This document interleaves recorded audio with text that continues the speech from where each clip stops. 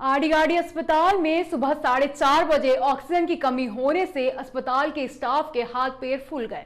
वहीं अस्पताल प्रबंधन ने सरकार पर 19 करोड़ रुपए बकाया होने का गंभीर आरोप लगाया है। मध्य प्रदेश के मुखिया शिवराज सिंह चौहान सहित उनके सीपे सलाहकार पिछले एक सप्ताह से प्रदेश में चल रही ऑक्सीजन की कमी और स्वास्थ्य सेवाओं को लेकर लाख दावे करते हैं, लेकिन हकीकत कुछ और है।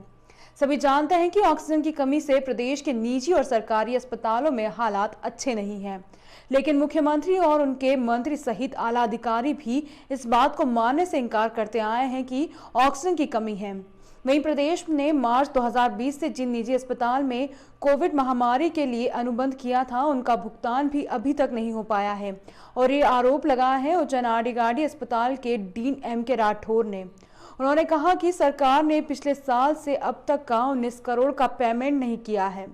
वहीं ऑक्सीजन की हालात तो यह है कि डिमांड के मुताबिक सप्लाई नहीं है, जिसके चलते रोजाना हमारे जूनियर डॉक्टर के हाथ पांव फूल जाते हैं जब ऑक्सीजन खत्म होने का अलार्म बजता है। आड़ीगाड़ी के डीन M.K. राठौर ने आरोप लगाया है कि मध्य प्रदेश सरकार ने उनके अस्पताल का बकाया राशि 19 करोड़ रुपए रोक रखा है, जिसका भुगतान अभी तक नहीं किया गया, जिसके कारण अस्पताल प्रबंधन पर कर्जा बढ़ रहा है।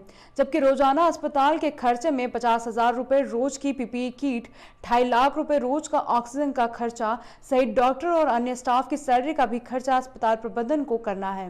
मार्च 2020 में हुए अनुबंध के आधार पर इन्हें हर महीने राशि देना थी, लेकिन अभी हालात ये हैं कि साल बीत जाने के बाद भी 19 करोड़ बकाया है। ऐसे में हमारे ऊपर कर्जा होने लगा है। कुल 200 बेड का अनुबंध है सरकार के साथ, जिसमें 140 ऑक्सीजन वाले और बाकी 60 नॉर्मल वाले। मध्य प्रदेश सरकार ने कोरोना संक्रमण में जूझ रहे उन मरीजों के लिए ICU में बेड बढ़ाने को कहा है जिन्हें अभी ऑक्सीजन की आवश्यकता लग रही है।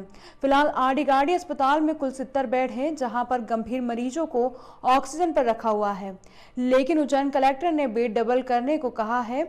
डीन का कहना है कि सामान्य बेड हम बढ़ा सकते हैं, लेकिन ऑक्सीजन की सप्लाई वाले बेड नहीं बढ़ा पाएंगे क्योंकि लगातार ऑक्सीजन की कमी है। ऑक्सीजन का जंबो सिलेंडर पहले 4,500 रुपए में आता था, लेकिन अब 15,000 रुपए में मिल रहा है। उसमें भी ऑक्सीजन सप्लायर कहता है लेना है तो लो, इसी भाव में मिलेगा। आड़ीगाड़ी के डीन ने यह भी आरोप लगाया है कि ऑक्सीजन की भारी कमी है, जबकि रोजाना CM ने प्रदेश में ऑक्सीजन की आपूर्ति बाधित नहीं होने के लिए कहा था।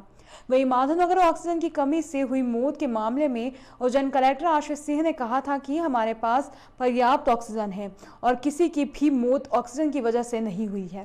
डीन राठौर कह रहे हैं कि आज सुबह ही हमारे स्टाफ की ऑक्सीजन की कमी के चलते सांसें फूल गई थी। सुबह 4:30 बजे ऑक्सीजन खत्म होने का अलार्म बजा, जिसके बाद अपर कलेक्टर सहित अधिकारी भी आड़ीगाड़ी अस्पताल आए और उन्होंने ऑक्सीजन की व्यवस्था की और 50 सिलेंडर मंगवाए गए, वरना बड़ा हादसा हो सकता था। फिलहाल लिमिटेड रिसोर्सेज से अस्पताल चल रहा है और हमारे डॉक्टर रोजाना डर के साए में काम कर रहे हैं।